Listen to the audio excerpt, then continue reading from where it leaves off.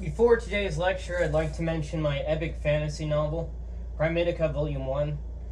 You can read the completed second edition free, purchase a physical copy, or listen here on the channel to my full reading of the earlier manuscript as it went through editing. Everything is linked through the link tree below. Now, getting right into today's lecture. Structuralism is the view that mathematics is the science of structure. Mathematics is not primarily about isolated objects, but about patterns of relations.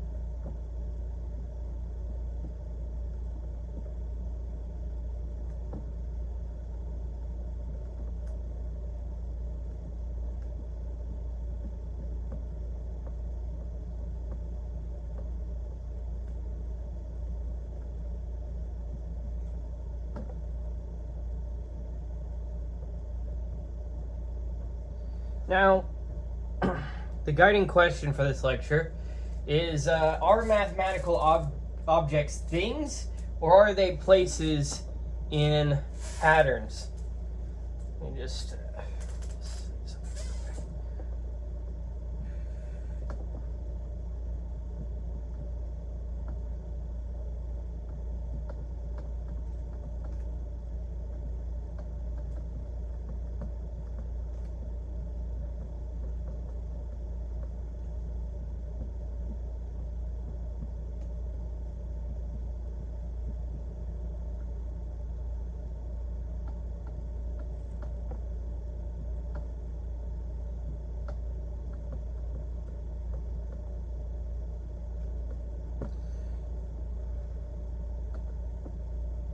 Now, the structuralist answer is mathematical objects are positions in structures.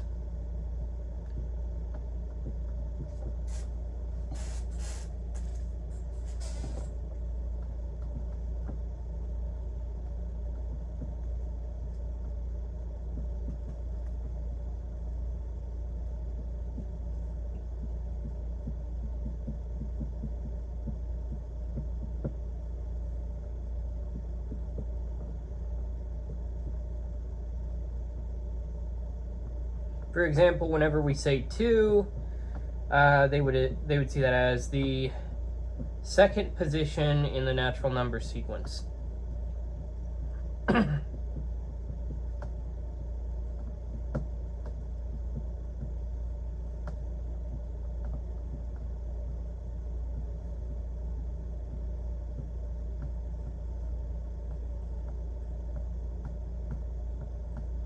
All right.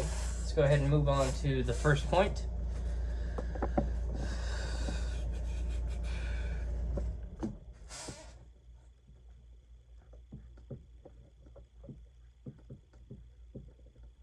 From objects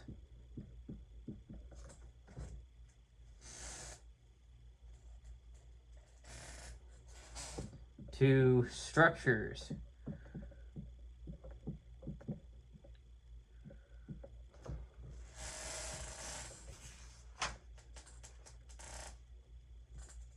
So Platonism treats numbers as abstract objects.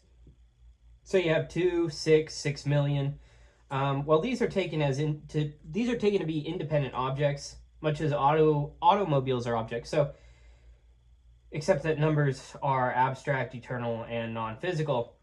Structuralism rejects this picture. The number 2 is not a self-standing object with an inner nature. It is what it is because of its place in the natural number structure, right? You have 0, 1, 2, 3, 4, and so on. So structuralism reverses the priority of object and relation.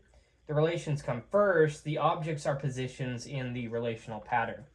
So let me just get a chart here.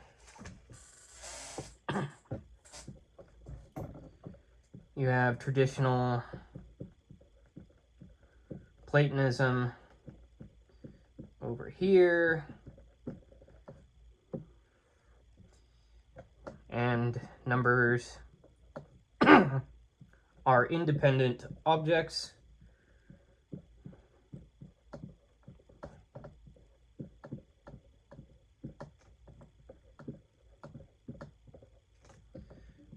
There we go. Objects first.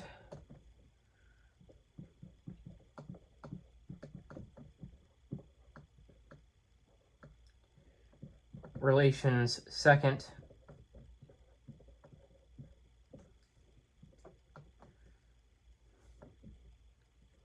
Two has its own essence.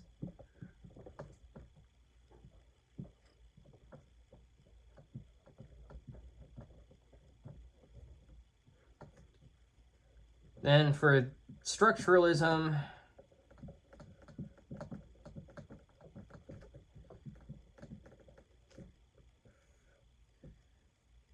you have numbers are positions in structures.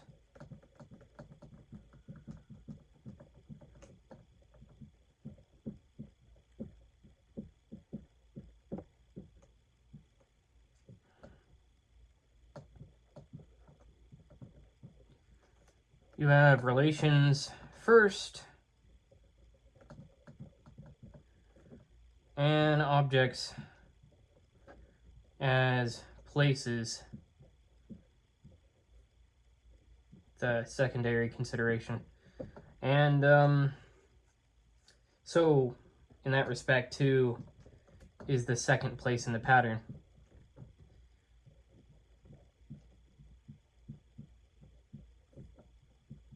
In a pattern. All right, let's go ahead and move on to the next point.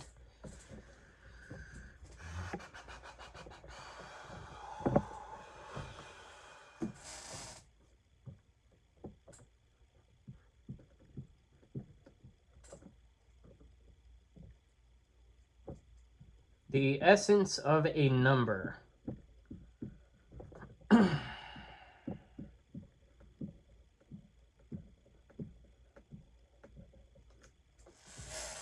So for the structuralist, the essence of a number is its relation to the other numbers. The number 2 is not independent of 0, 1, 3, 4, and so on, nor is it independent of successor or addition or multiplication or less than or induction.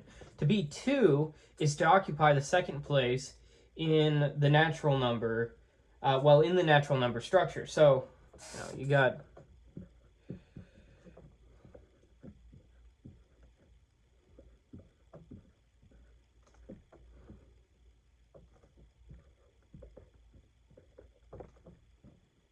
all right, so 2 is the successor of 0, the successor of the successor of 0, right? And 2 is less than 3.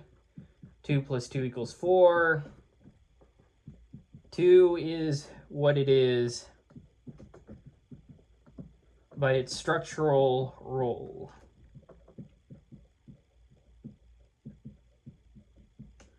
Right? So a number has no mathematical identity outside the structure in which it occurs.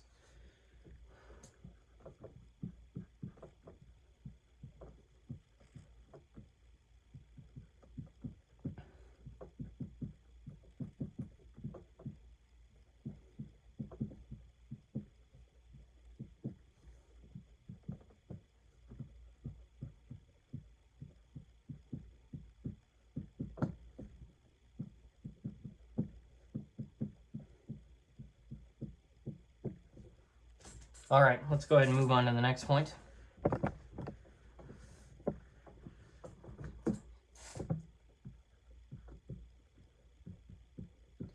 Systems and structures. So the chapter defines, this chapter, which by the way is on, I didn't mention it at the beginning there, but yeah, it's in Shapiro's textbook on book on thinking about mathematics, philosophy of mathematics. This is the final chapter, chapter 10 on structuralism. So this chapter defines a system as a collection of objects with relations among them. So you have that a system is equal to objects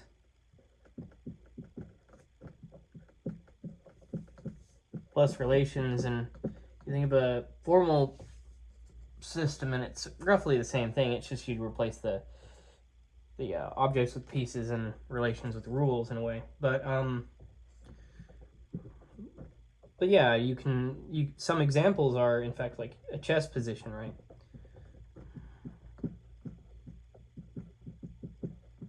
A basketball defense.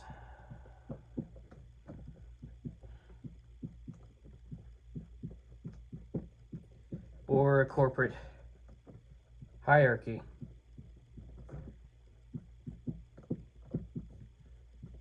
Right, and so on. So,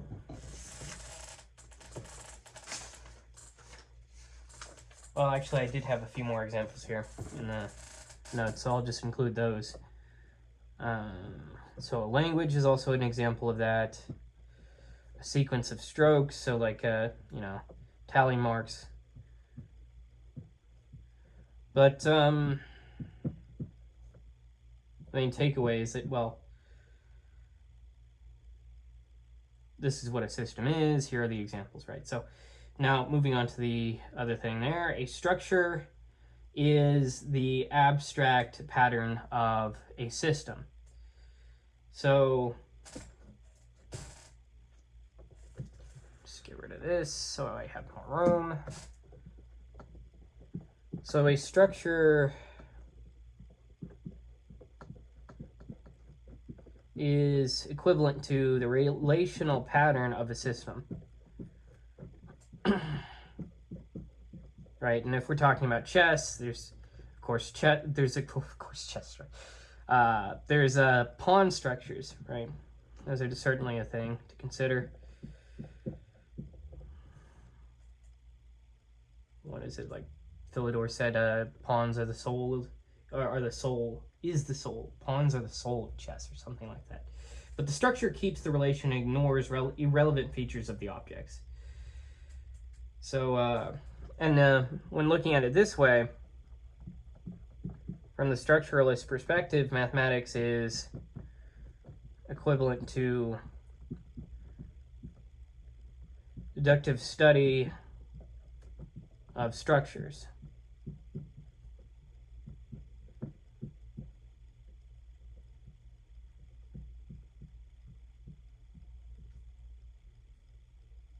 Now, a structure is what remains when we focus on the relational organization of a system and ignore everything irrelevant to that organization, right? So let's go ahead and move on to the next point here.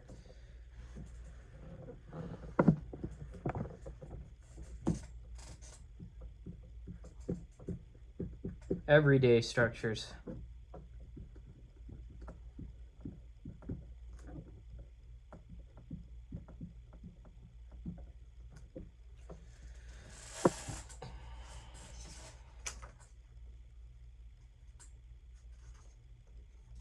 So a basketball defense is a useful non-mathematical example. The structure of a defense is not determined by hair color, height, field goal percentage. It's determined by roles, spatial relations, assignments, permitted movements. Similarly, a chess position is not about the material of the pieces. It's about which pieces occupy which roles and what moves are possible, right? So you have,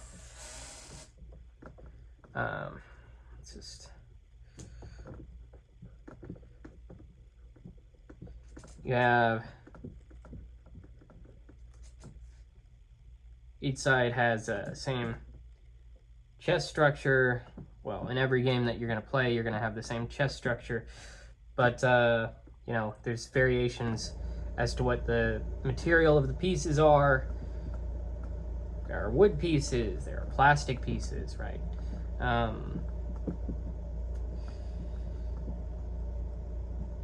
Plastic pieces, marble pieces. even digital pieces, right? So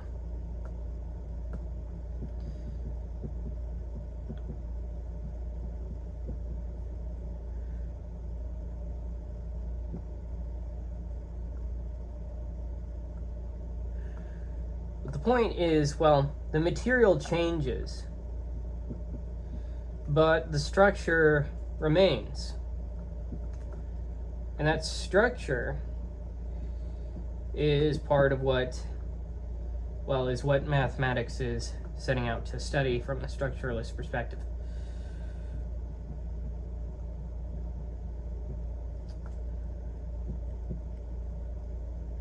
All right, so structuralism begins from an ordinary idea. The same pattern can be instantiated by very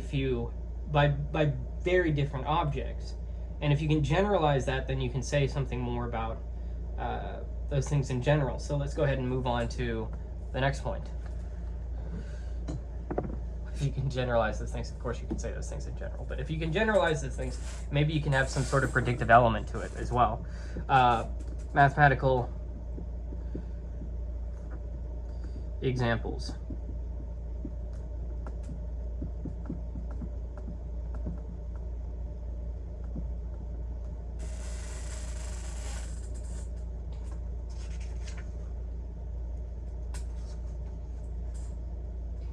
So different branches of mathematics study different structures or types of structures. So let me just get this going. Another chart.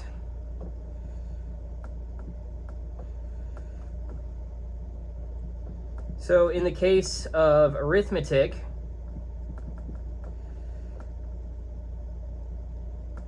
I don't know if you know what, let me just write down the chart first and then I'll talk about it. Arithmetic, real analysis.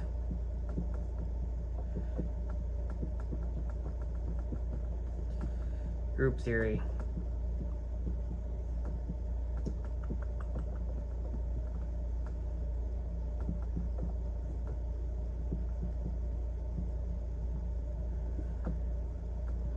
Geometry. Topology.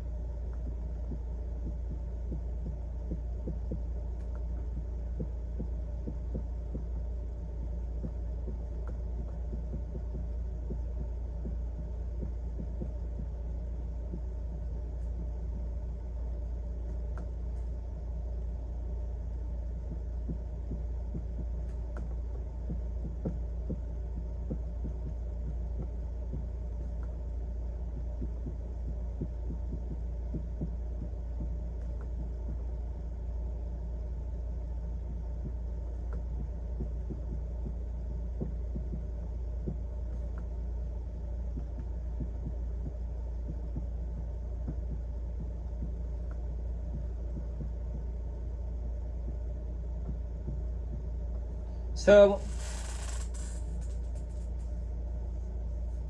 for arithmetic, what's the structure studied? Where, well, that's natural number structure, right? For real analysis, you have complete ordered field structure. For group theory, you have group structures. For Euclidean geometry, you have Euclidean space structure. For topology, you have topological structures, right? So arithmetic studies the pattern common to any infinite system with a unique initial object, a successor relation, the induction principle. And mathematics studies structures independently of the particular systems that instantiate them, right? So arithmetic could be seen as the study of zero, the successor of zero, the successor of the successor of zero, and so on, not the study of strokes, sets, or physical marks as such. So let's go ahead and move on to the next point.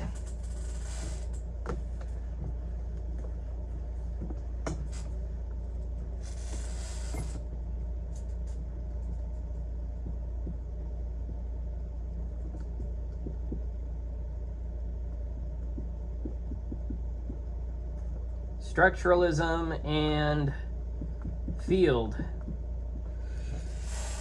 So the chapter connects structuralism to Field's nominalism. Field tries to avoid mathematical objects by replacing numbers with space-time points and regions, right?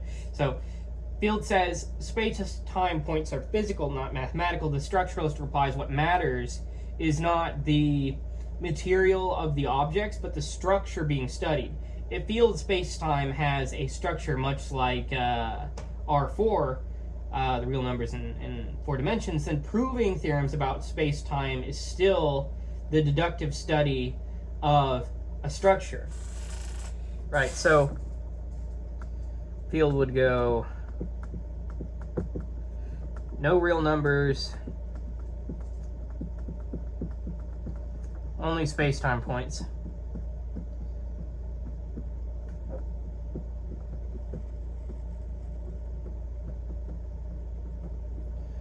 Structuralist would go,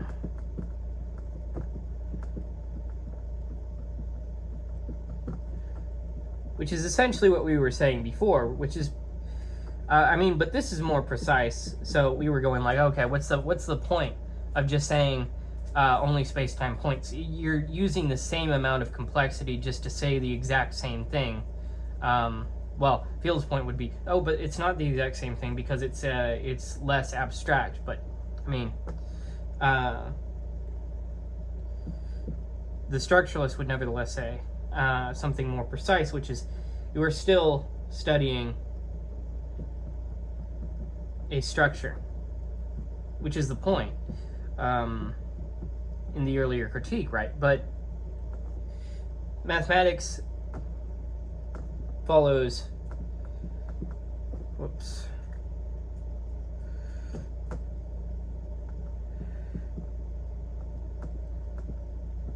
mathematics follows structure, not substance.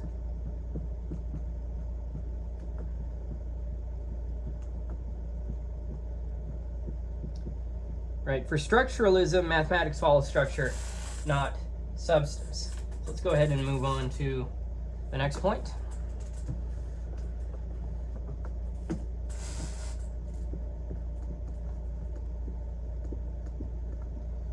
The ontology question.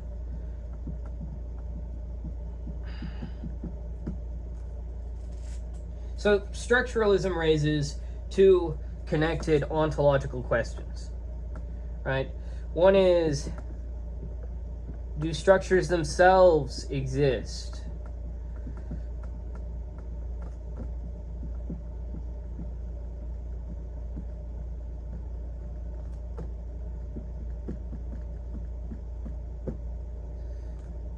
Right, and another question is, do positions in structures count as objects?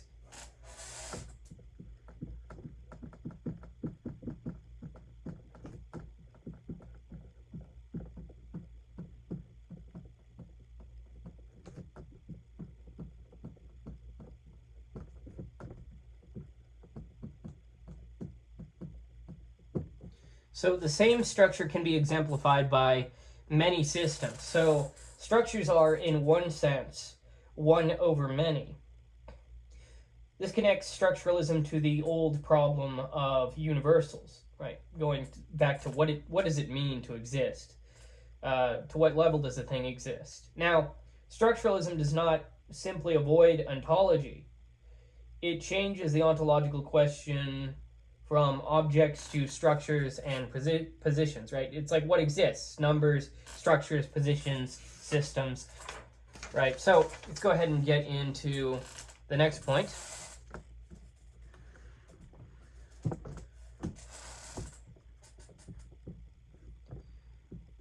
Ante-rem and in-re structuralism.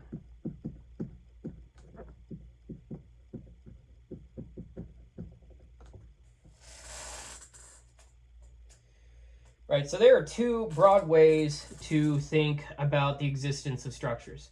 Ante-rem means before the thing. the structure exists prior to and independently of its instances. In re means in the thing. The structure exists only in systems that exemplify it. And this is a, let me see. I gotta check before I get into too much. I think I'm fine. But yeah, anti-rem, you could sort of see like, well, let me just draw out the chart. Let me draw out the chart. So, because I want to go on this whole monologue, but the chart's more efficient. So, anti-rem, structuralism, which I like this division quite a lot. These categories. Structures exist for anti-rem structuralism. Structures exist independently.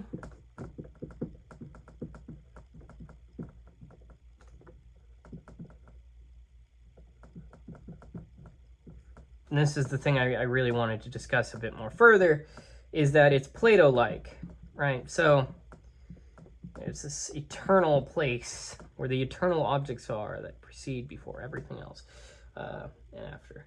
But another point is that numbers are places in anti-rem structures.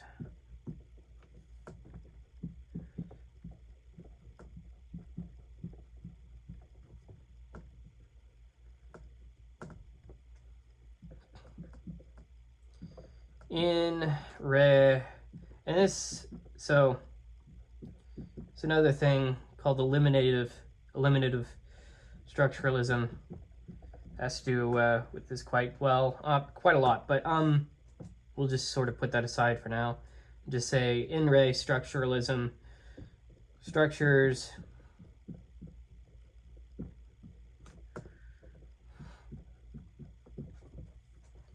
depend on systems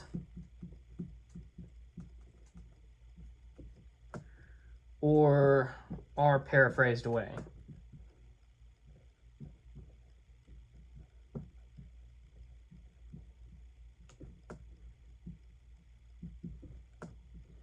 And this is Aristotle-like.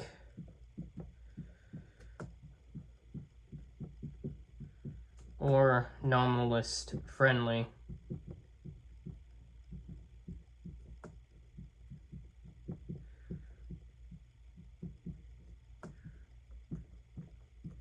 And another point about this structuralism is number talk generalizes over systems.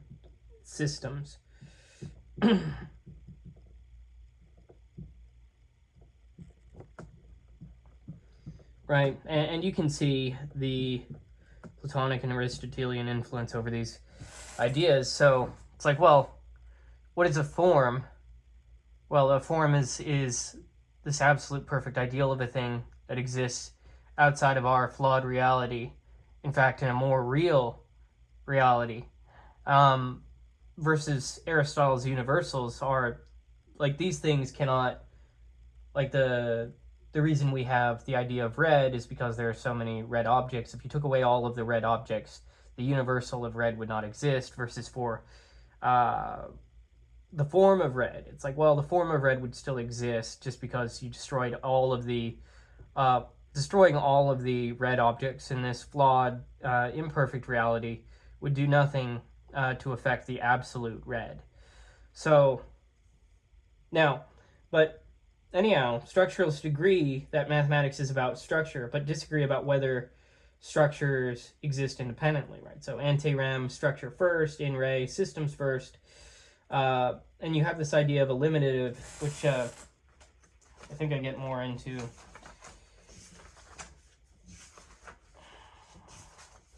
Do I get more into that? I think I might. But I'll just leave a little bit of a note here. I don't think I get too far into it, so I might as well just address it here. So there's also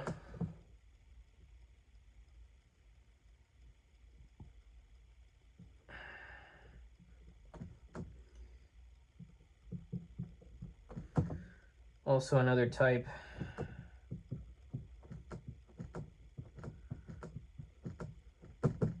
which is eliminative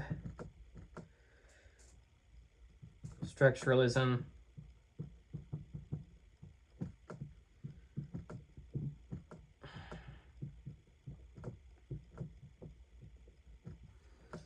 which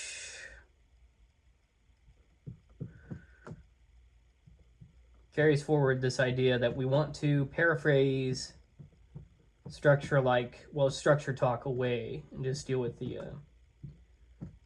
systems at hand.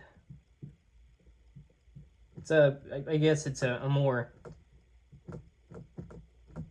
extreme form of N-ray structuralism, and I've got to be careful with the way I say those things, but it's more extreme in the sense of being more system centered, right? So anti-rem. Anti-rem is very structure first, right? So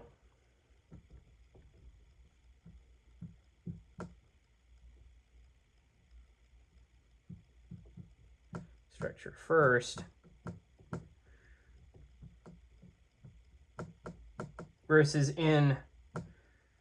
in-ray, which is systems first. And, well, eliminative structuralism has it's a form of in-ray structuralism that says, no, we have to paraphrase structure talk away, which is the eliminative aspect of that, right? So let's go ahead and move on to the next point where we look at one of these more in depth. So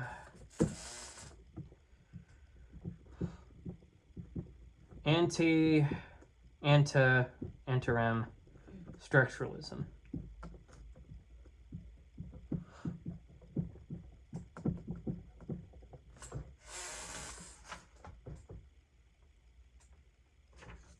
Right, so anti-rem structuralism says that structures exist independently of any systems that exemplify them, right? So you have the natural number structure exists whether or not there are physical or set theoretical systems that instantiate it. The number 2 is the second place in that structure, and there's an analogy with offices here. So it's like office is not equivalent to office holder, right? The office of vice president is not identical to the person who happens to hold it. Likewise, number is not equivalent to object occupying the number role. So let me just jot this down.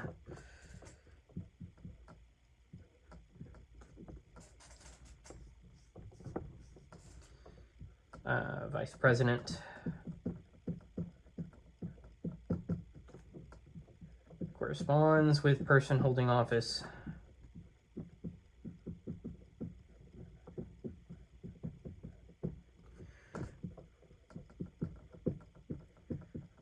Bishop role corresponds with physical chess piece.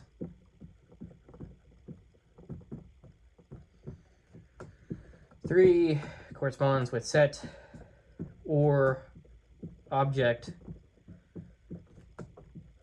occupying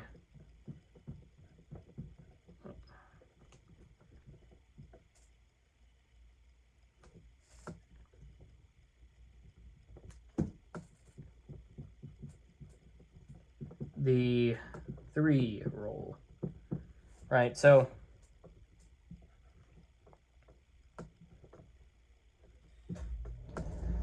the number is the place, not the occupant.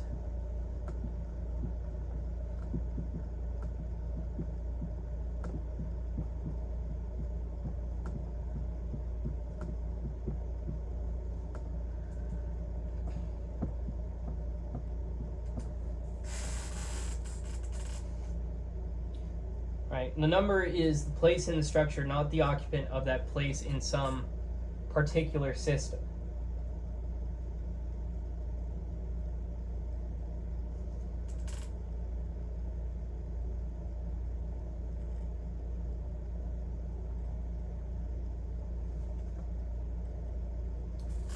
go ahead and move on to the next point.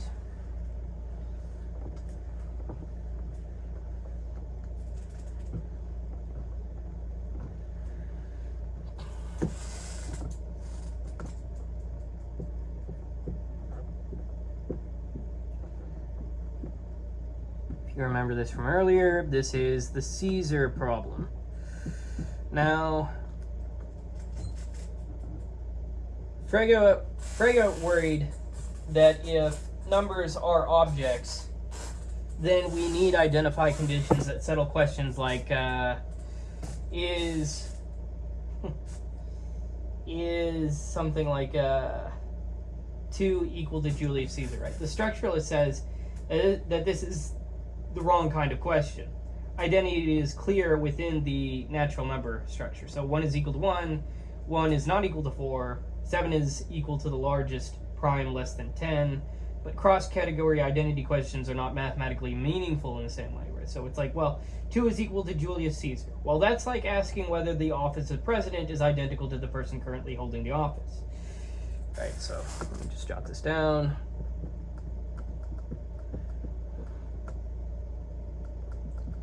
Inside arithmetic, 1 is equal to 1. 1 is not equal to 4. Cross categories.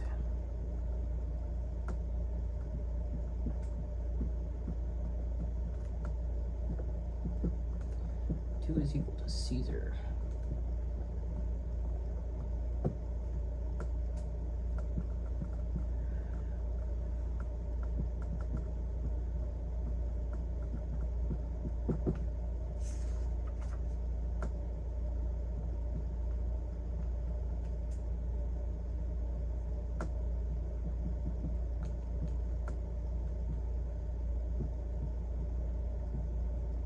Right? Structuralism makes identity internal to structure, which saves it in a way.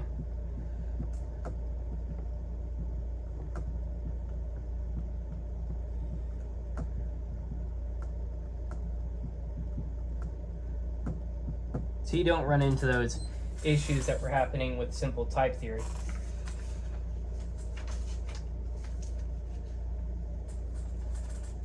Let's move on to the next point.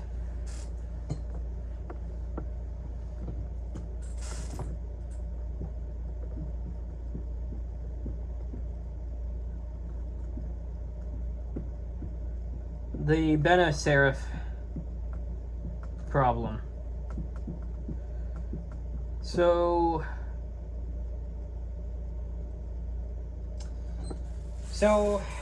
Benacerraf and Kitcher press a related problem.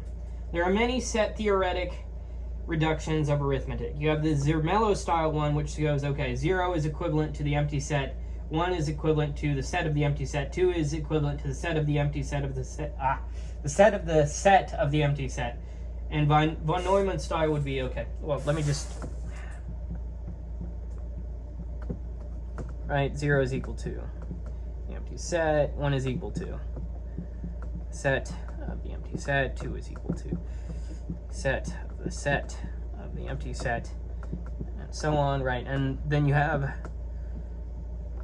von Neumann style, which is 0 is equal to the empty set, 1 is equal to the set containing 0, 2 is equal to 0, comma 1, so 0 and 1, the set of 0 and 1, 3 is equal to the set containing 0, 1, 2, and so on. So which set is the number 3 really? The structuralist says neither reduction tells us what 3 really is. Right, so this would be the set of the set of the set.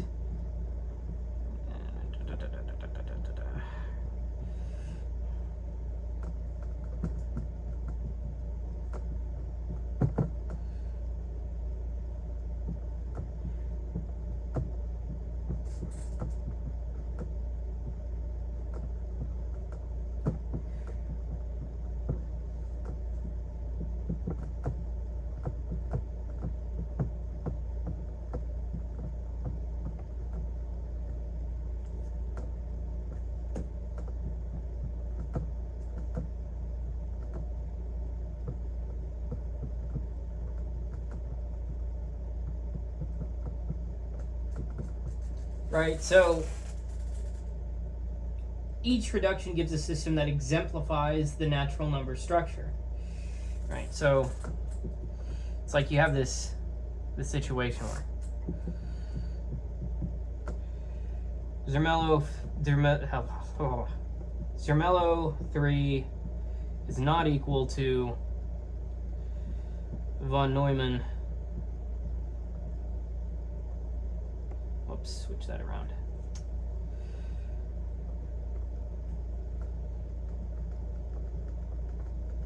Von Neumann 3, but both can occupy the 3 role, right? So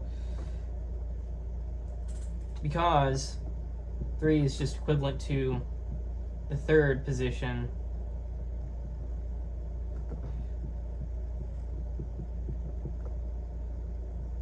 in the structure. Right. Let's go ahead and then move on to the next point.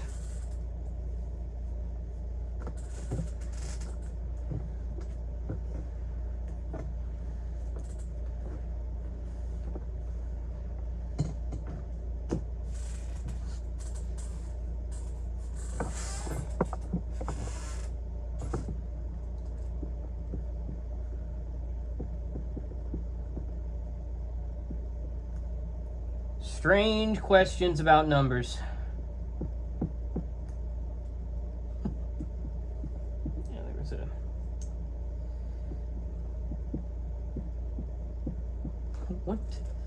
What color is the letter 1? Something ridiculous like that. Okay. But I mean, if you read if you read the chapter, then you can sort of see where this is going.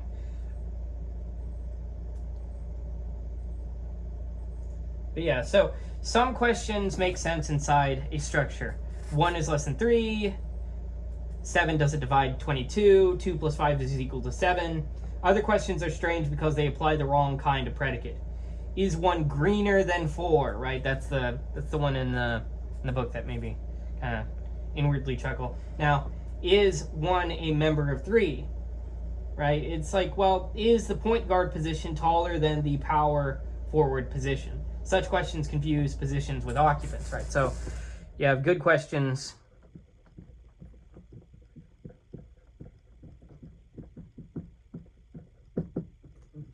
Oh.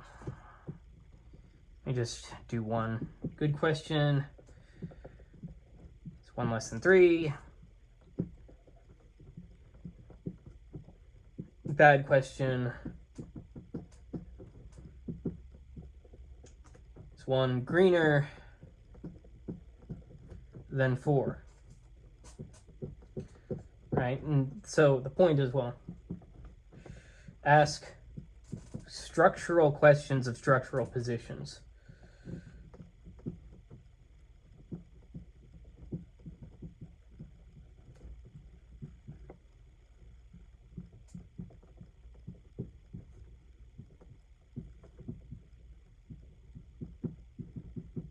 So not every grammatically well-formed question has a determinate mathematical answer.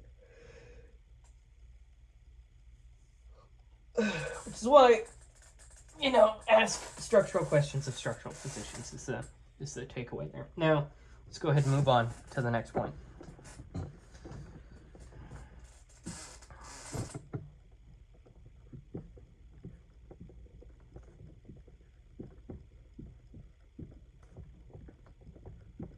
Places as offices and places as objects. So, yeah, well, the chapter distinguishes between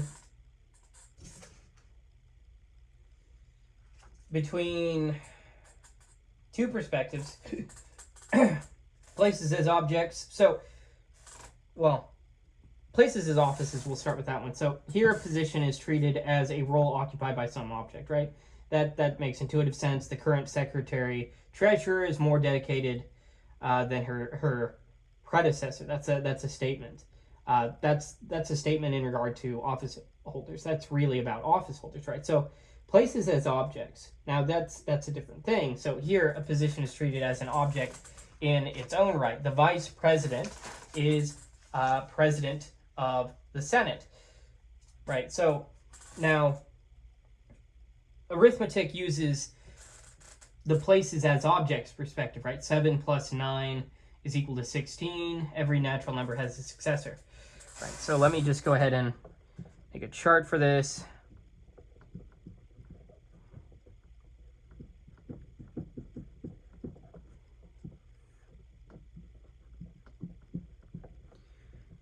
So roles occupied by objects.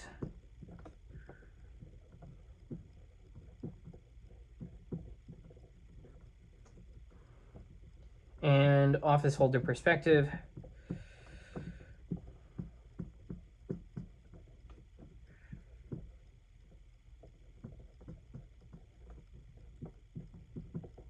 And it's where we get into the whole Zermelo 3 versus von Neumann 3 mess of it all. But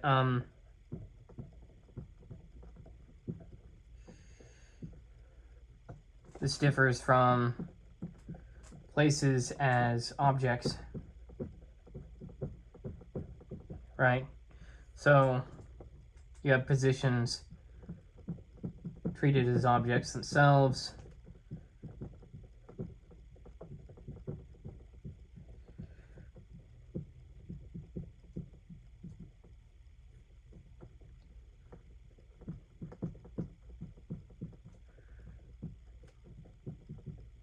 This is a structure internal perspective.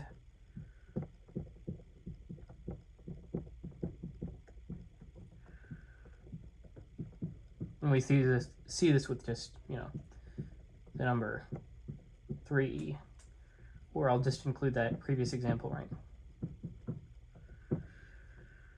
So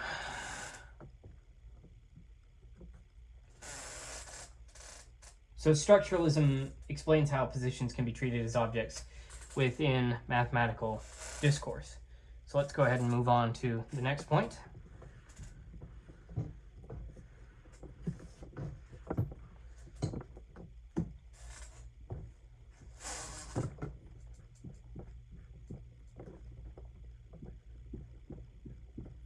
Self-exemplification.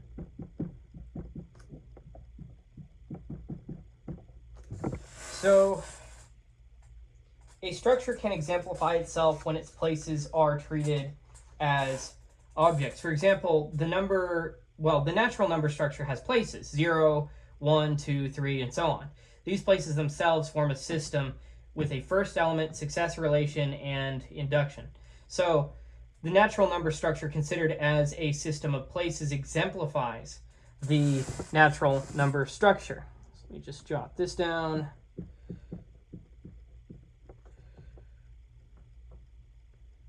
Natural number structure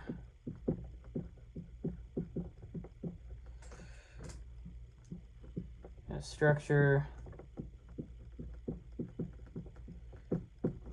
pattern as system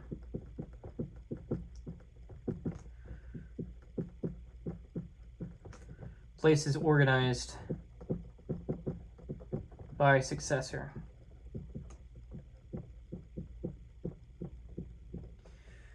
The structure exemplifies itself.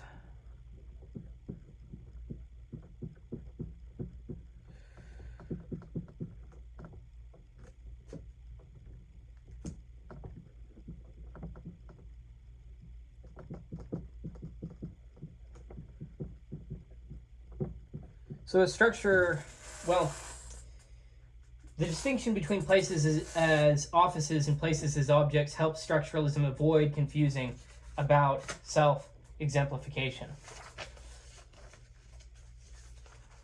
So let's go ahead and move on to the next point. Okay, now this is where we get more into eliminative structuralism.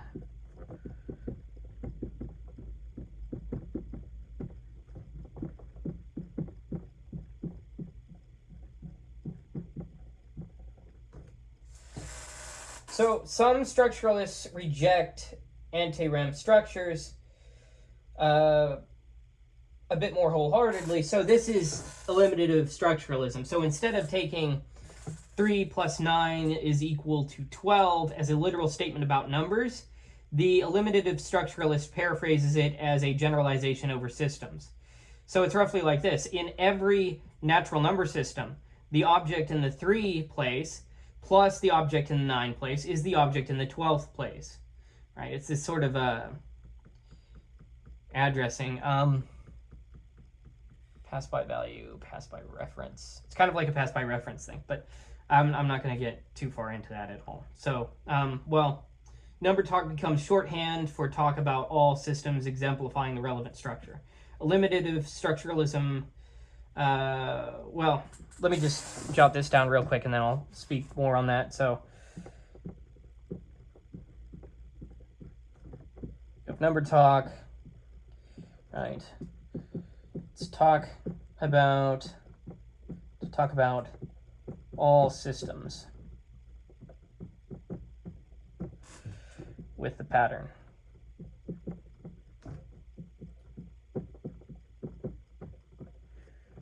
Three plus 9 is equal to 12. Right, and this leads us to every natural number system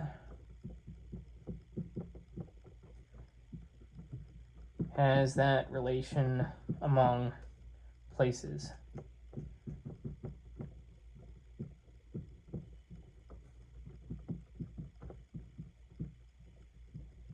So eliminative structuralism tries to keep structuralism without treating structures or positions as objects.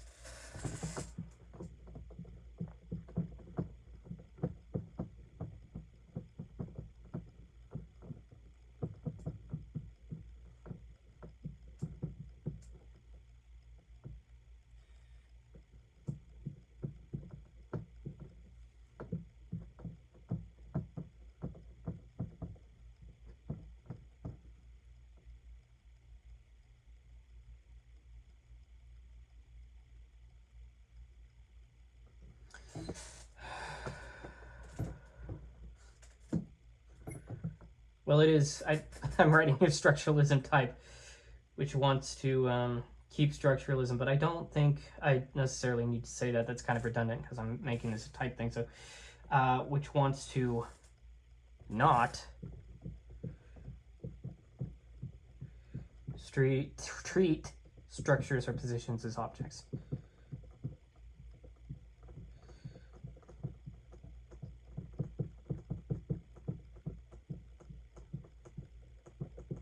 Structures and positions are people too. You can't just objectify them. Now, let's go ahead and move on to the next point.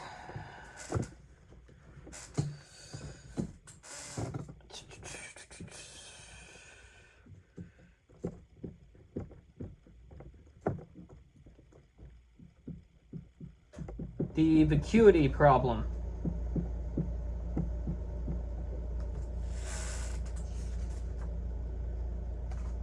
So, eliminative structuralism faces a problem.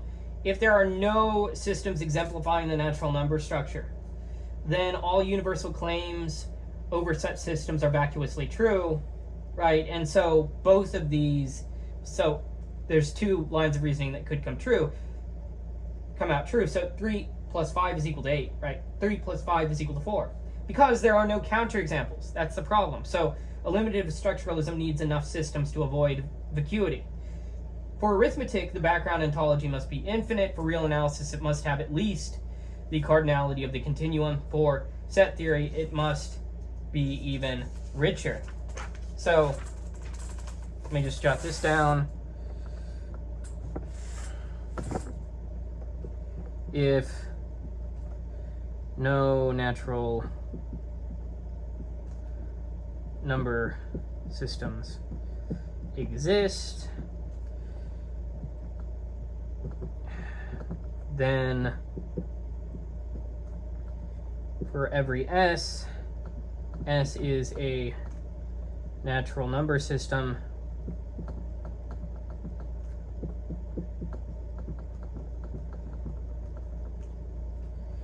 implies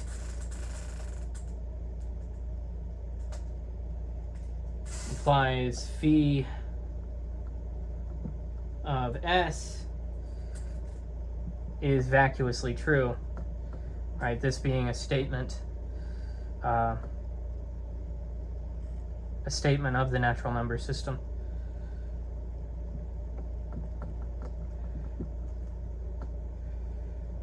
Which leads us to need enough systems to where that's not the case. So a limited structuralism avoids structures only by needing a rich background ontology. Let's go ahead and go to the next point.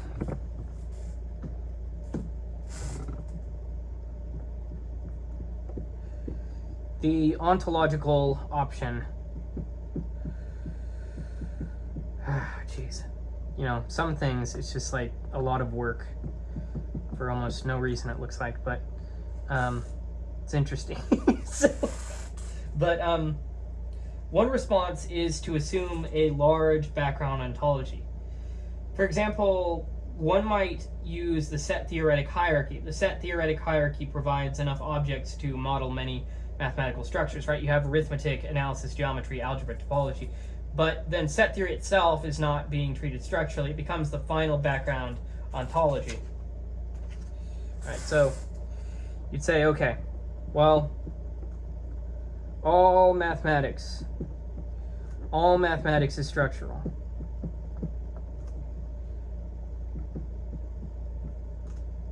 And then it's like, okay, except the background ontology?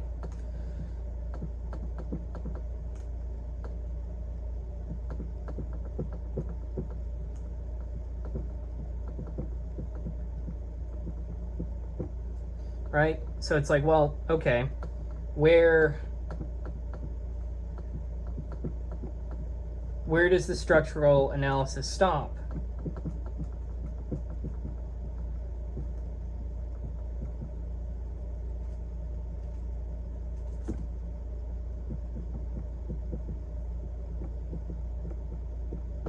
Right? Ontological eliminative structuralism risks making set theory the non-structural basis for all structural mathematics.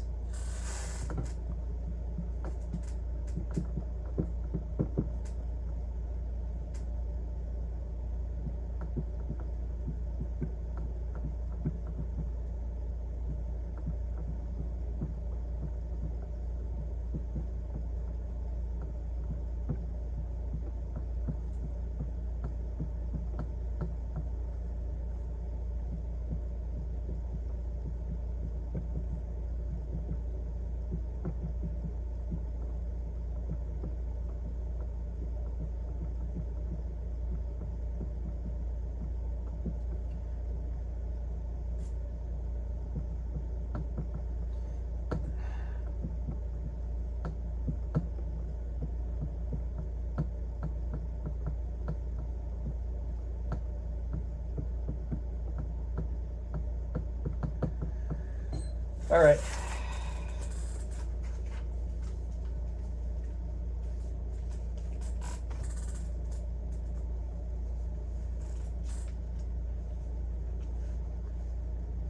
Let's move on to the next point. And this, you know, this is kind of, no. We'll talk about it a bit later. Okay.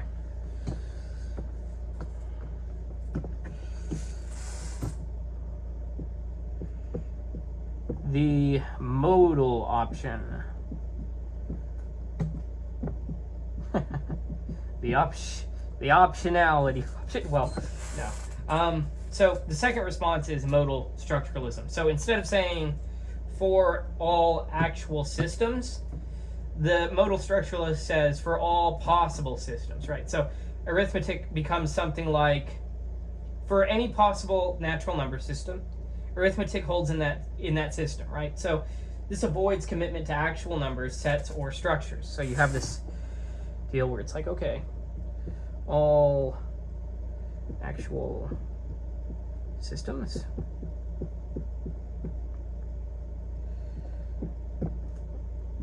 maybe not.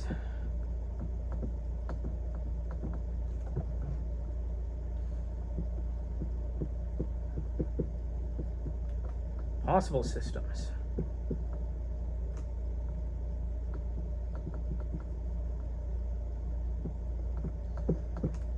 Yeah. And then you have this oh,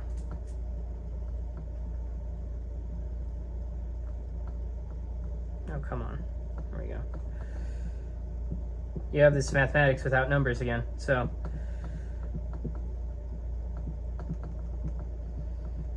modal structuralism replaces actual mathematical ontology with possible systems.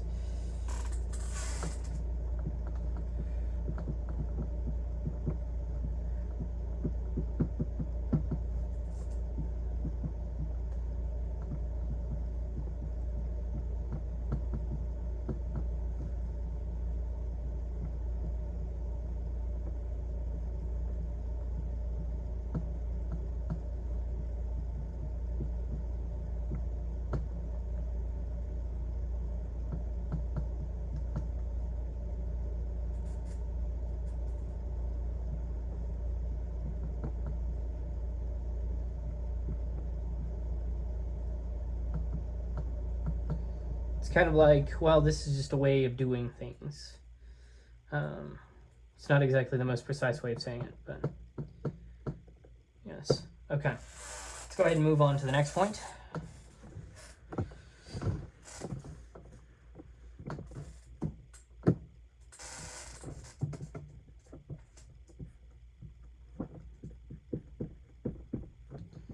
Hellman's modal structuralism. I think this is the same guy from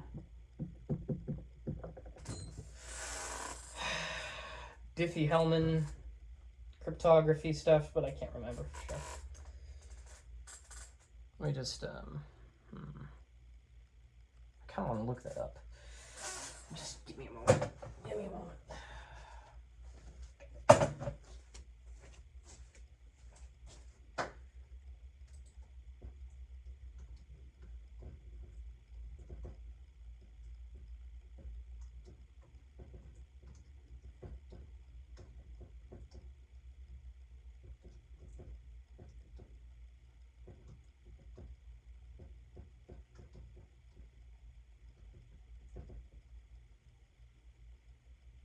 Ah, he's not. Okay. Dang. Would have been cool, though. He's not. Okay, so Hellman's project, this Hellman's project, is summarized by the phrase mathematics without numbers. Right, so the idea is to understand mathematics' claims about what would hold in any possible system of the relevant kind, but the kind of possibility matters. So it's not physical possibility. There may be physically enough objects for many mathematical structures. It's not ordinary metaphysical possibility either, because mathematical objects, if they exist, seem to exist necessarily. So Hellman uses logical possibility to say, okay, possible roughly equates to logically possible.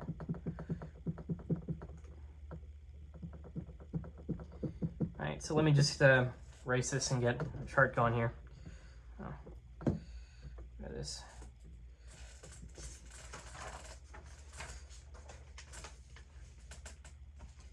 So the ontological structuralism.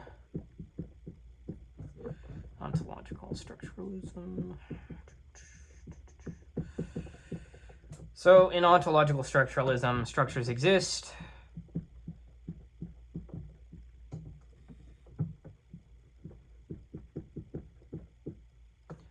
You have objects as positions.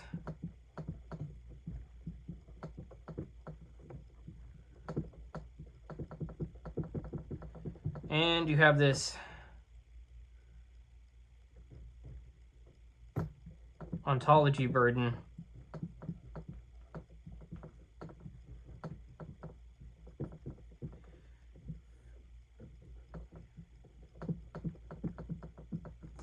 Whereas in modal structuralism, as a bit more built upon by Hellman here, you have systems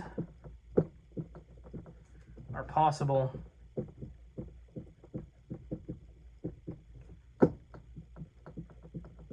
Possible objects in, oops, come on,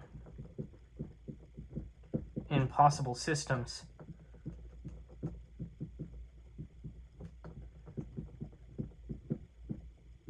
There's a modality or a choice, bit of a, yeah, burden. Which is more addressed here in a bit, but Hellman trades ontology for modality here, and well, just go ahead and move on to the next point. I feel like this point is fully addressed. Okay, and here's where we pick up on it just a little bit more. So the problem of logical possibility.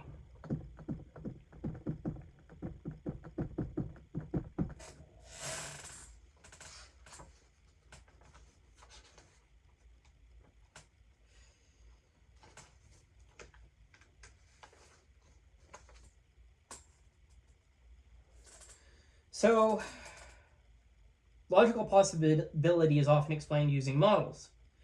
A sentence is logically possible if there is a model satisfying it.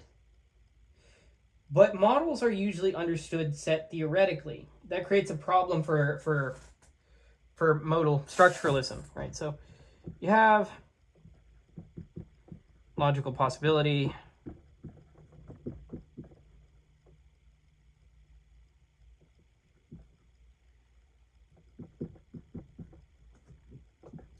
Appealing to a set theoretic model.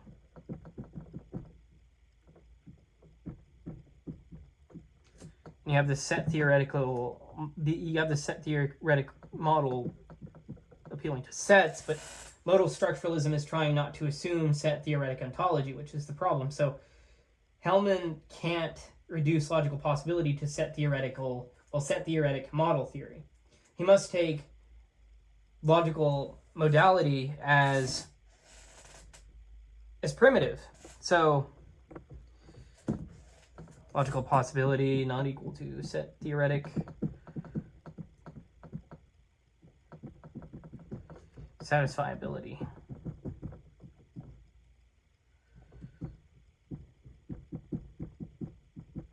Otherwise, right,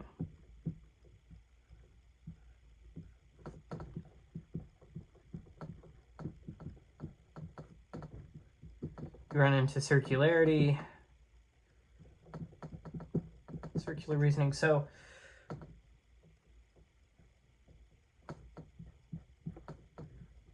modality itself must be primitive.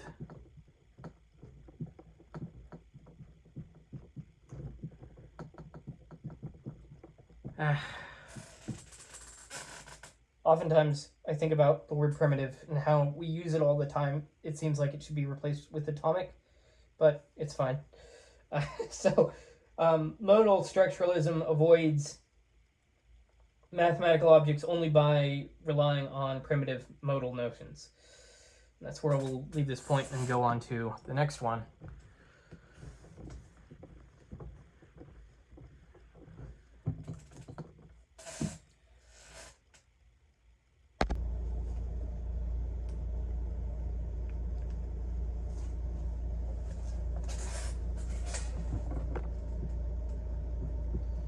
Knowledge of structures.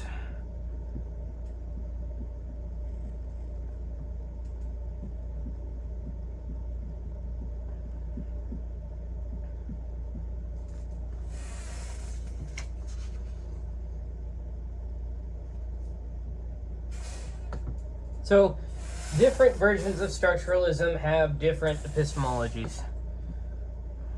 How do we know what we know? Right, so for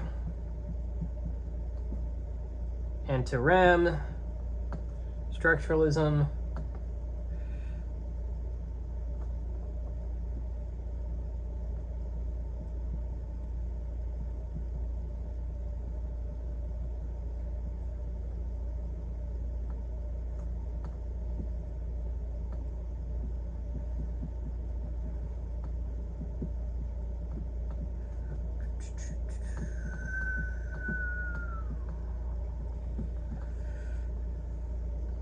so for anti-rem structuralism, our epistemological task is, well, we've got to explain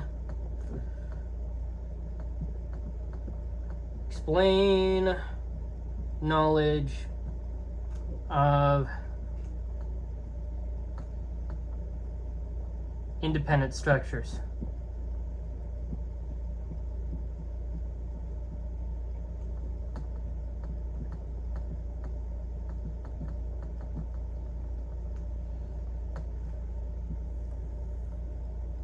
All right, how about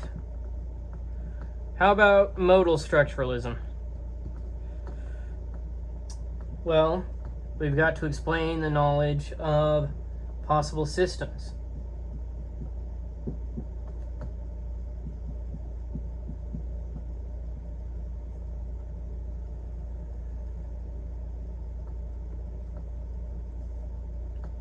All right, and how about eliminative structuralism? Well, we've got to explain the knowledge of background systems. Come on. We are. Okay, so the chapter begins with pattern recognition. We recognize small patterns through examples, right? So you just write this down. It's a different note.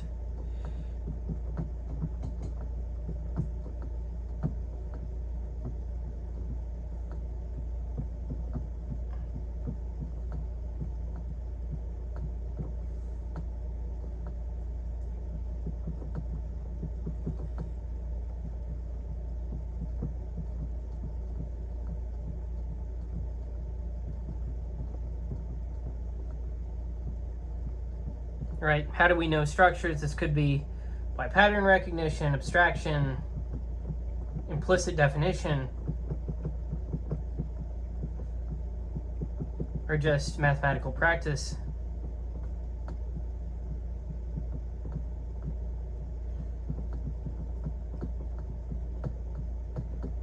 Right, so structuralist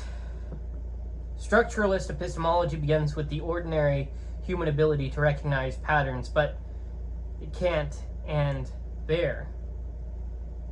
Because, I mean, look at all of these different things, right? So let's go ahead and move on to the next point.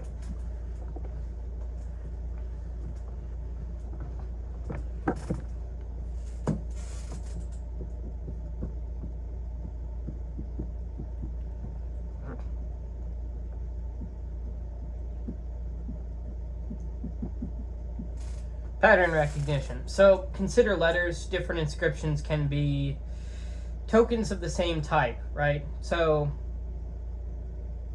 well, a token is equivalent to a particular mark.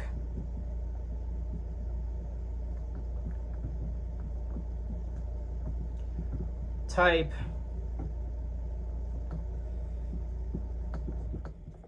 is equivalent to repeatable role or form.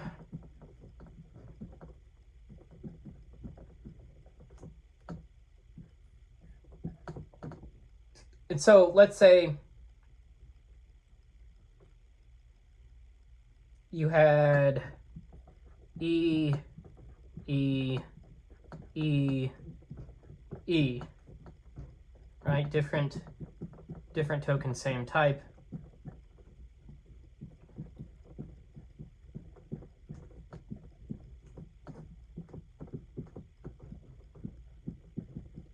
Right, so the physical marks are different tokens, the letter type is the same. A child learns the type by seeing many tokens and learning to focus on the relevant pattern.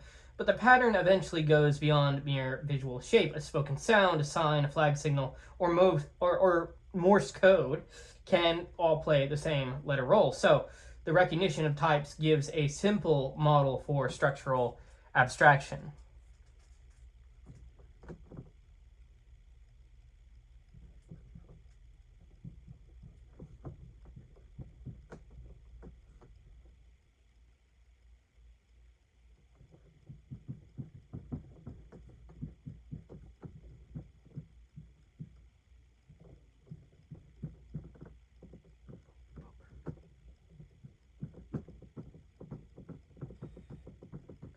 On to the next point.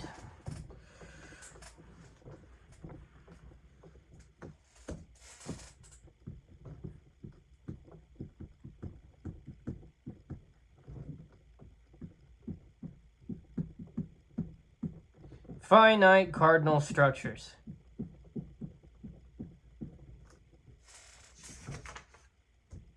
So small numbers can be understood as small cardinal structures. So, well, the 4 pattern is the structure common to all systems of 4 objects, right? For example, 4 musicians, 4 instruments, 4 walls, 2 pairs of gloves. And, well, at first, a child learns by examples. Eventually, he recognizes the pattern itself. So, let me just some more of an example, and then that's an example of an example, but it's fine.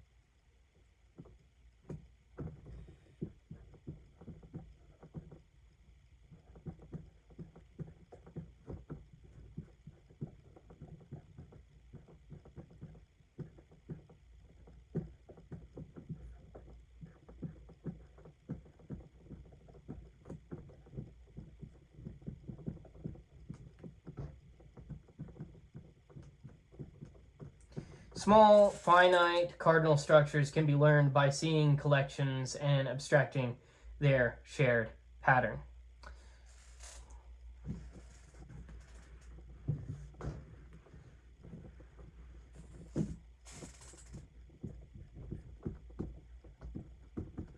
Beyond simple abstraction.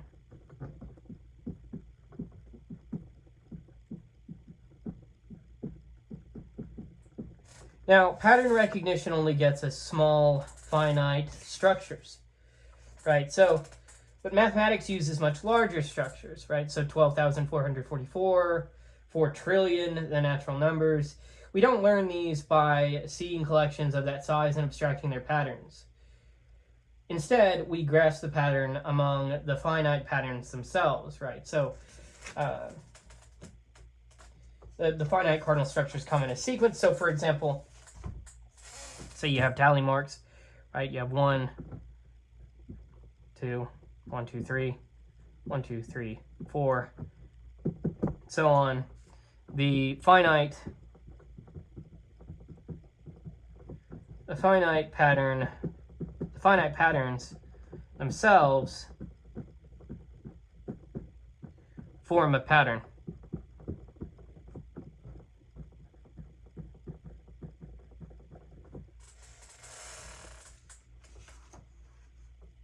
Right, so structural knowledge extends beyond perception by grasping the rule or pattern that continues the sequence.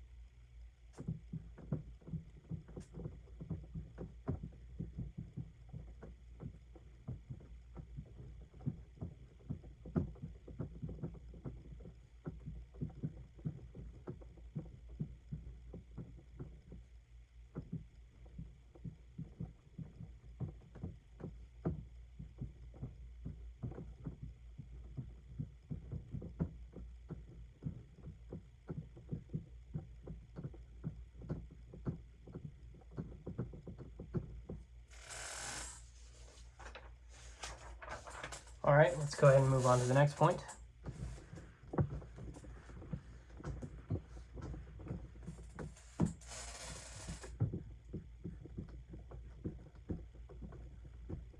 The natural number structure.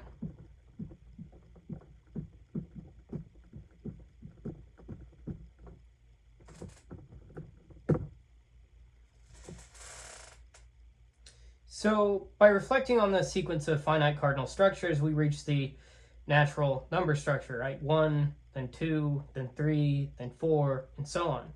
For each finite cardinal structure, there is a next one. There is no largest finite cardinal structure, right? For every n, there exists m such that m is greater than n, right? So, well, the anti-rem structuralist says we discover the natural number structure.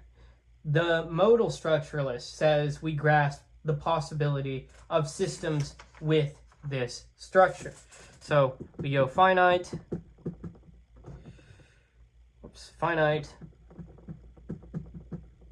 cardinal structures.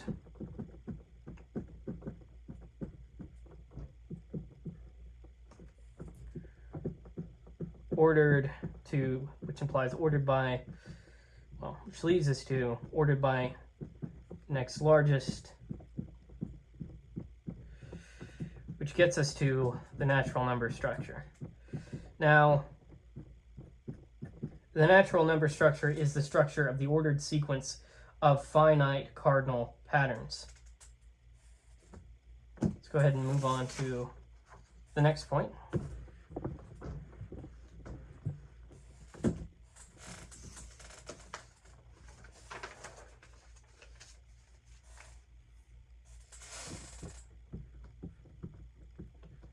Time,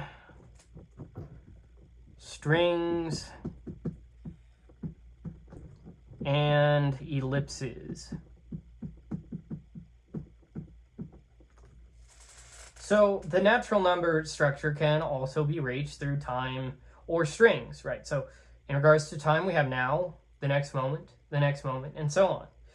For strings, we have, okay, A, then AA, then AAA, then AAA, right? And so on. So students learn to understand ellipses, right?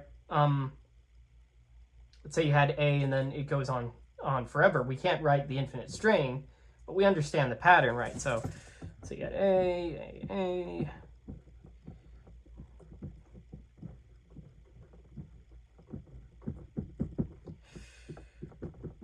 So finite notation leads us to infinite pattern.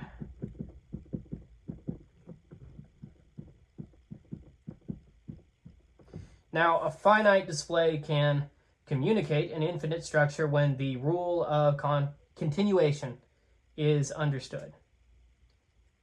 Right? finite display can communicate infinite structure. Rule of continuation is understood. So let me just point to this here.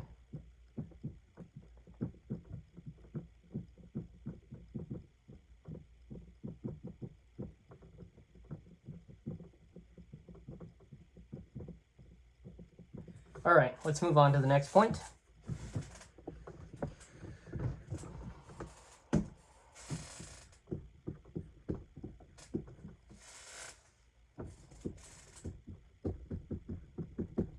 Implicit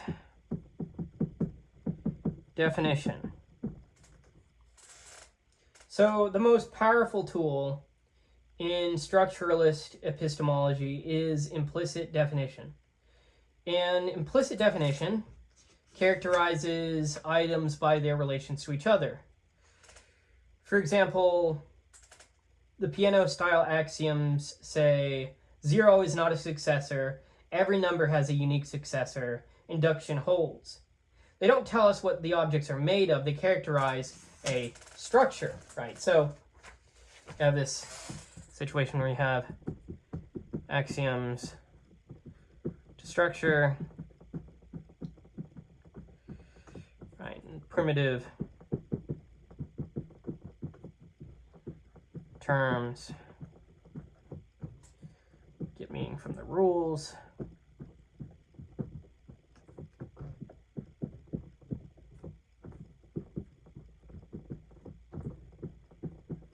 From their rules, sorry. And implicit definition is equivalent to definition by structural relations.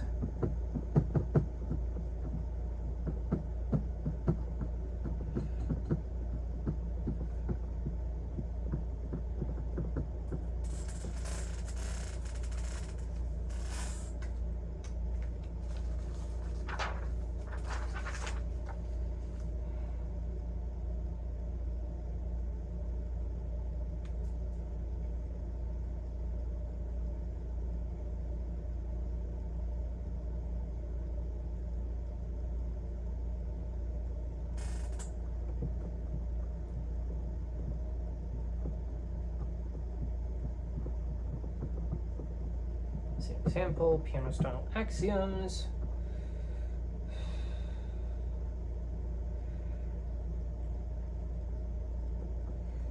Characterize structure.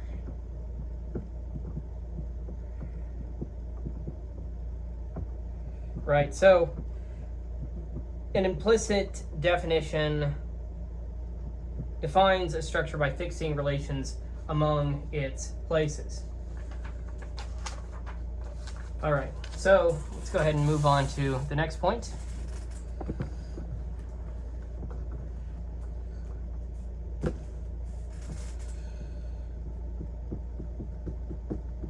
Hilbert and structuralism.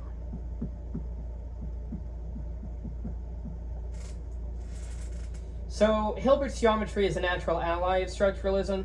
Hilbert treats points, lines, and planes through their mutual relations, right? Between, parallel, congruent, continuous. The primitive terms do not get meaning by naming independently understood objects. They get meaning from their place in the axiom system, right? So you have a case where point, line, plane, right? You wind up defined by axioms. Wind up with these defined by axioms, not by intrinsic nature. And then you have that geometry then is, well, it's equivalent to study of Euclidean space structure. Right. So Hilbertian axiomatics is one of the historical roots of structuralism then.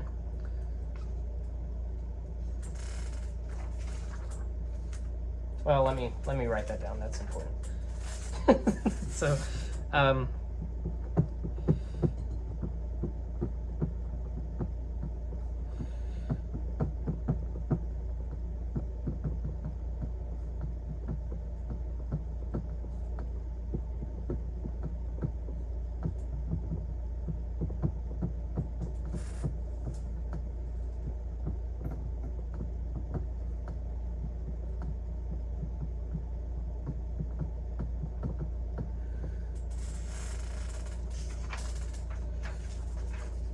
all right, let's move on to the next point.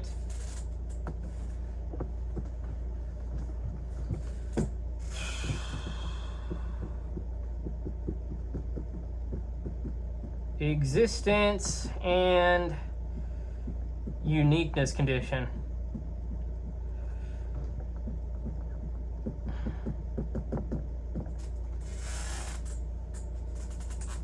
So, not every group of sentences successfully defines a structure.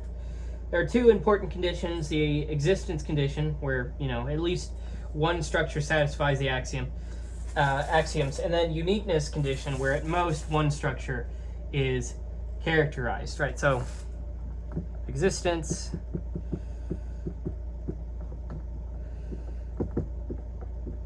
exists a structure satisfying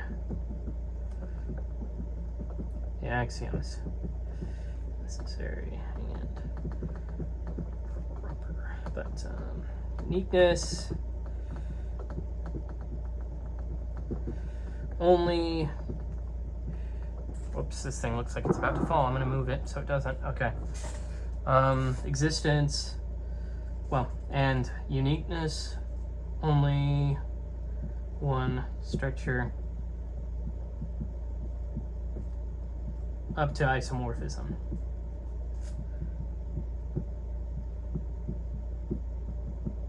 So the existence condition asks whether the axioms characterize anything. The uniqueness condition asks whether they characterize one structure rather than many. Right, so implicit definition must be successful, axioms must be coherent, and ideally they should determine the intended structure. There was this thinking that I was thinking on, which was insofar as things are necessary and proper, that I think relates to this, that I can't really remember correctly. It's like the necessary correlating with existence and proper correlating with uniqueness.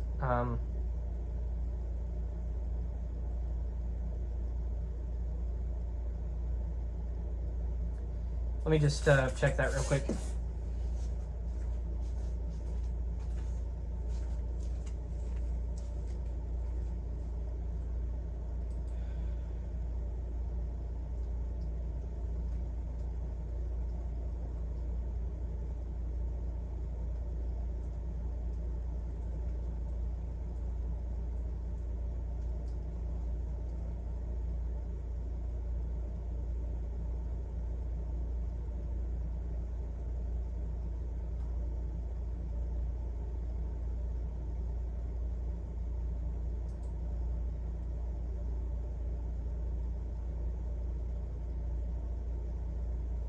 Right. Necessary and sufficient. That's what I was remembering. Okay. Let's go ahead and move on to next point. It's like, well, this thing necessarily exists and it is sufficient to show. So it's a proof thing. Okay, so on this point, first order and second order logic. So the uniqueness condition depends on logic. With, oh yeah, and the necessary proper clause, that's in the Constitution, I think. But anyways, it's over there. We're here. So first order and second order logic. So the uniqueness condition depends on logic. With first order logic, infinite theories typically have unintended models. So the the Lowenheim-Skolem results show that the first-order axioms don't uniquely characterize many infinite structures, and second-order logic is stronger. It can characterize richer structures categorically, including the natural number structure. So let me just let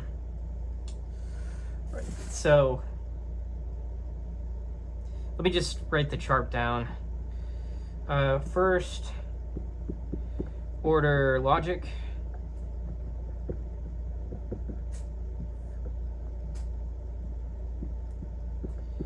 It's weaker. And well, there's more to be said on just saying it's weaker, but I'm just going to keep that there. And another point is many unintended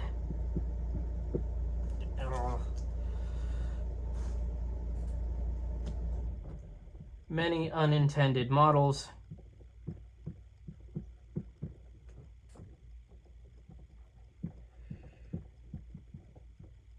Resnick friendly, which he's another philosophy guy.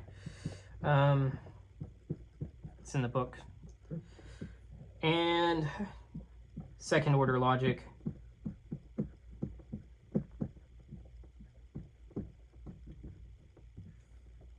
Stronger.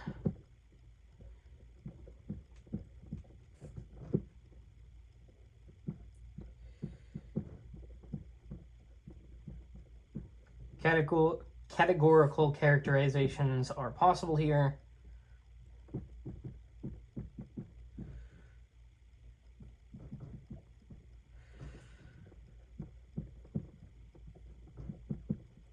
And this is the which the author of the book likes, Shapiro friendly. So the main thing is just, well, this thing, center point is the thing to really focus on. So it's like, well, first order many models, second order categorical structures are possible. But there's a question with this, which is second order logic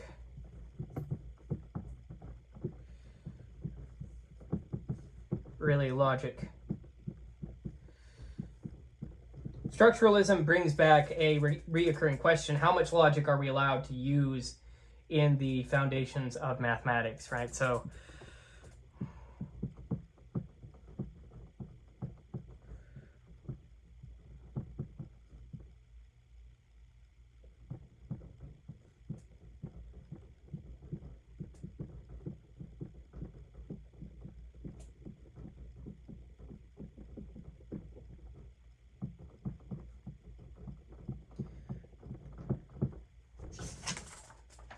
go ahead and move on to the next point.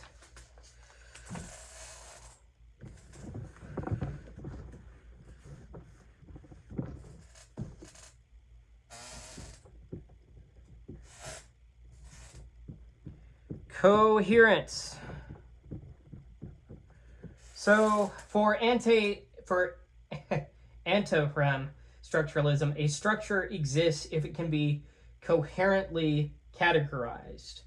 The chapter states the idea as a coherence principle.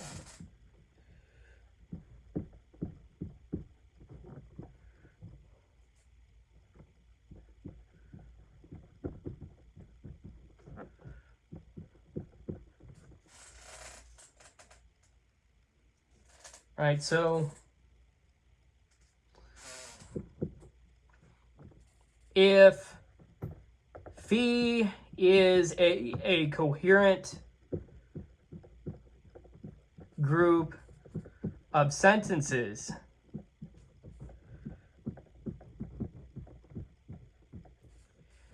then there is a structure satisfying phi. So this resembles Hilbert's slogan, which is consistency implies existence. But coherence is not simply formal consistency. Formal consistency is itself a mathematical notion. So let me just jot this down. from coherent axioms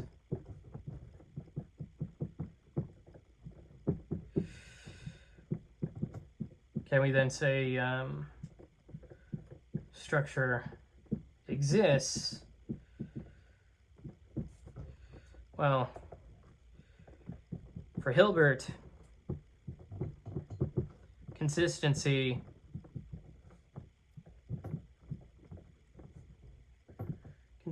implies existence.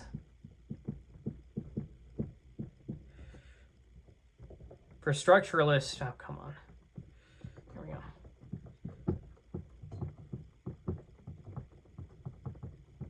go. Coherence implies structure. Now, structuralism needs coherence, but coherence cannot be reduced without circularity to ordinary mathematical notions. Let's go ahead and move on to the next point.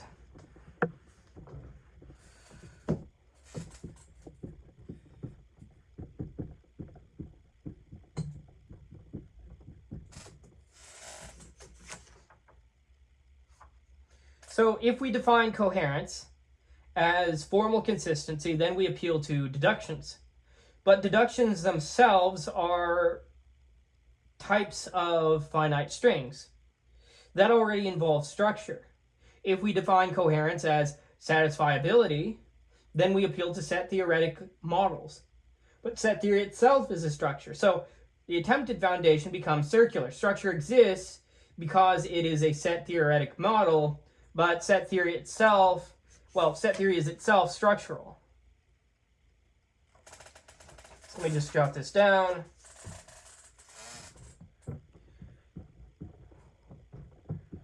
Cannot ground maths outside maths. Cannot ground mathematics outside mathematics. Set theory explains structures.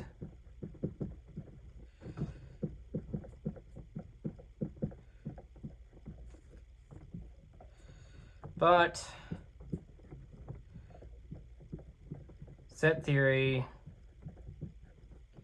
is itself a structure.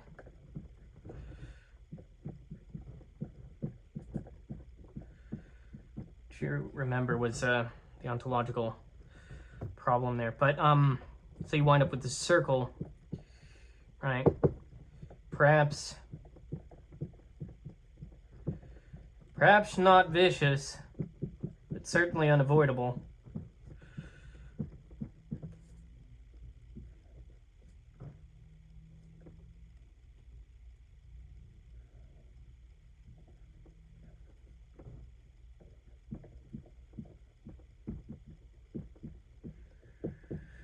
All right. Yeah, so structuralism doesn't prove, well, it doesn't provide an extra mathematical foundation for mathematics.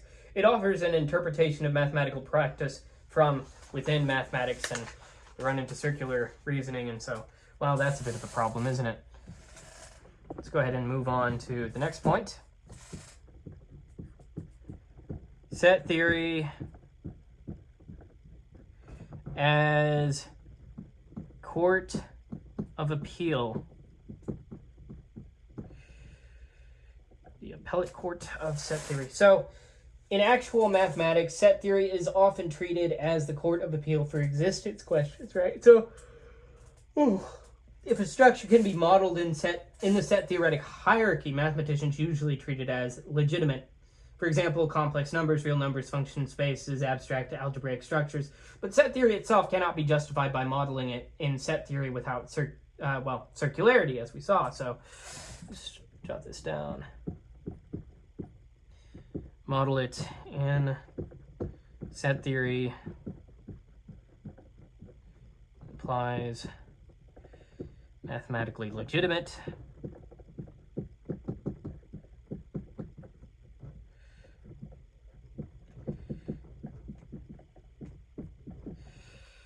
But we still have a question. how do we justify set theory itself?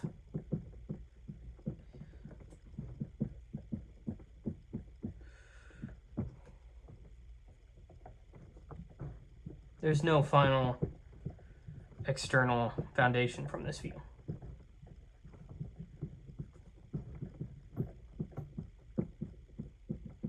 So structuralists use the same mathematical presuppositions as other mathematicians.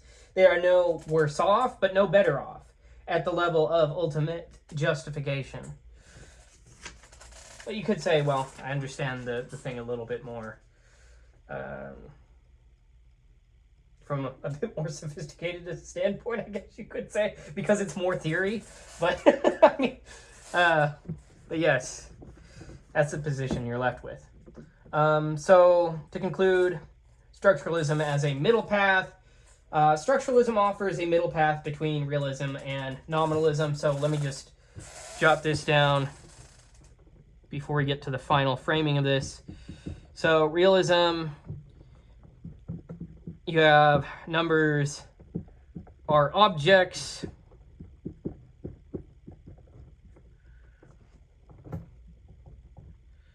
Right, and you have literal ontology. And you have, and as a result of that, well, you have hard epistemology. Right. And let's go all the way over here. Well, let me just write structuralism over here. So I can say it's like, it's a literal, it's metaphorical, but it's also in the center on my chart. So it's also in the middle on the chart is what I meant to say. Nominalism. So this supposes numbers do not exist. And as far as the ontology of this is concerned, well, each and everything we do here is reconstruction or fiction. Hard applicability.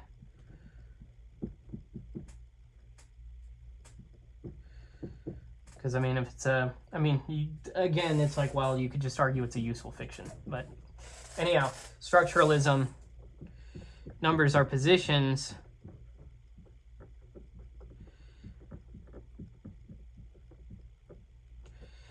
And there exists a relational ontology. So it's not that there is like literally the form of one in this eternal space. It's just that, you know, this thing, the reason why we come up with that is because of it's this one type, right? So, but there's a hard account of structures. So, yes. It's like, where do these things even come from? You're just going to be a Platonist at the end of it anyway. So you might as well just give in. But, yes, so structuralism says that mathematics is not about what numbers are made of. It's about the roles numbers play in structures, right? I said type before, but I meant role. But you don't ask, right? You don't ask what numbers are made of.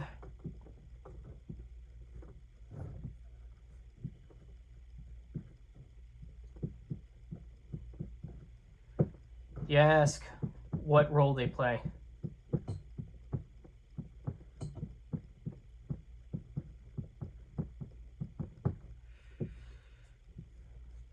So, structuralism is really a capstone of the contemporary debate. Realists say numbers exist. Nominalists say no, they don't. Structuralists say the better question is what structure number talk describes. The number 2 is not a mysterious self-standing object. It is the second position in natural number structure. Mathematics, from this perspective, is the deductive study of patterns. Mathematical objects are places in those patterns. With that, I end the lecture. There are discussion questions and key terms in the lecture notes. And that is it for this lecture. I will see you in the next one.